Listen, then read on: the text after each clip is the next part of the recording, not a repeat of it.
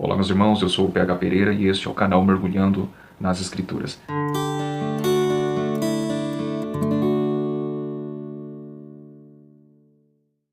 Essa é uma questão um tanto quanto relevante para os nossos dias.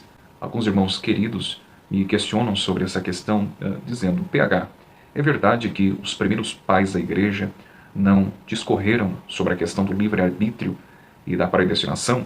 Meus irmãos, de antemão, nós devemos atentar que os primeiros períodos da história do cristianismo havia, na verdade, outros problemas e heresias que estavam miscuindo-se no seio do cristianismo. Por exemplo, no ano 325 d.C., no Concílio de Nicéia, começou a propagar-se na época a questão do arianismo, que negava a deidade de Jesus. E por isso o Concílio de Nicéia, cerca de 300 oficiais da igreja se reuniram, e também com a ajuda do patrístico e apologista Atanásio, refutou esse conceito de que Jesus não é Deus. E, portanto, no Concílio de Nicéia foi ratificado a deidade de Cristo.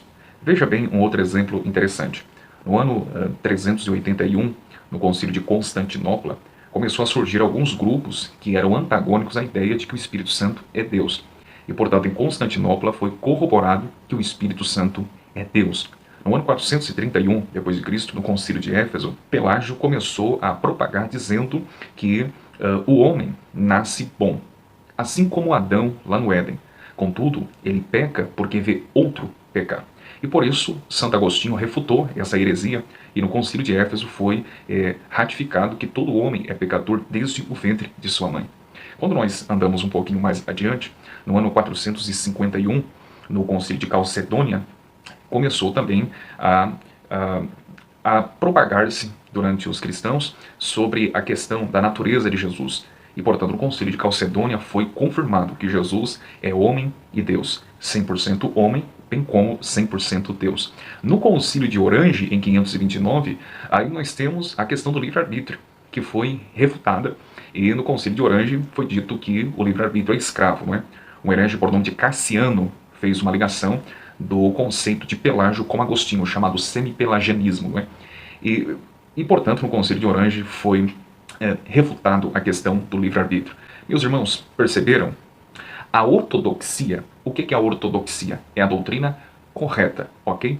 A ortodoxia, ela se forma e se desenvolve quando as heresias, os motismos, desafios e aberrações doutrinárias começam a florescer. Daí vocês entendem a razão por que os primeiros pais da igreja não promulgaram compêndios, tratados sobre a questão do livre-arbítrio e da predestinação. Por quê? Porque não era um problema que assolava a igreja da época. Mas isso não significa que eles não criam na total depravação do homem e na incapacidade, impossibilidade do homem ir até Deus. Veja bem, poderíamos falar aqui de Irineu de Lyon, aquela frase célebre que gosto de citá-la, não é? Se Deus não vir até o homem não vai até Deus.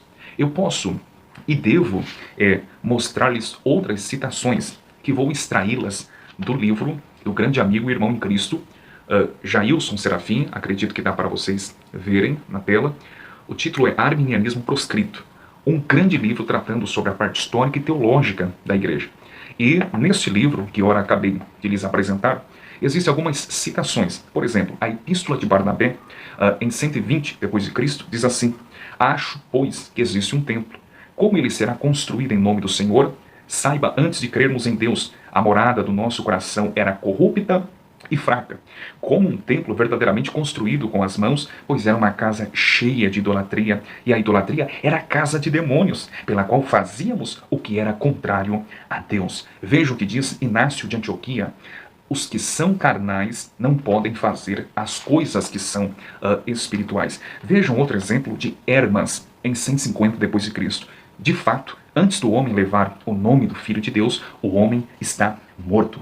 Veja também o que diz Justino de Roma: eu citei de propósito as Escrituras para vocês, não que eu estou ansioso para apenas uma mera exibição artística de palavras, porque eu não possuo tal poder, mas a graça de Deus só foi concedida a mim para a compreensão de suas Escrituras.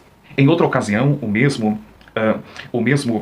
Justino de Roma diz assim: pois nem pela natureza, nem pela compreensão humana é possível para os homens adquirirem o conhecimento de coisas tão grandes e tão divinas. Tarciano, em 170, disse assim: contudo, as doutrinas de nossa ciência estão além da compreensão humana. Enfim, meus irmãos, eu poderia citar outros pais da igreja, como Clemente de Roma, poderia citar também Quadrato, não é? Poderia citar também Irineu de Lyon, com mais clareza em suas palavras, poderia citar-lhes também Hipólito de Roma, poderia citar-lhes Clemente de Alexandria, Tertuliano de Cartago, Gregório Taumaturgo, Novaciano, Cipriano de Cartago, enfim, todos esses são os primeiros pais da igreja que de fato criam na total depravação do homem e também na sua incapacidade de ir até Deus. Portanto, eu indico este livro aqui, que vai lhes ajudar com fontes confiáveis, fidedignas, seguras e assim por diante. Aliás, eu vou deixar aqui embaixo um link na descrição, ok? De um artigo do blog do nosso dileto irmão e amigo Jailson Serafim da Silva, onde elucida de forma mais exaustiva essa questão dos primeiros patrísticos sobre a questão do livre-arbítrio. Ok, meus irmãos? Espero tê-los ajudado. Abraço.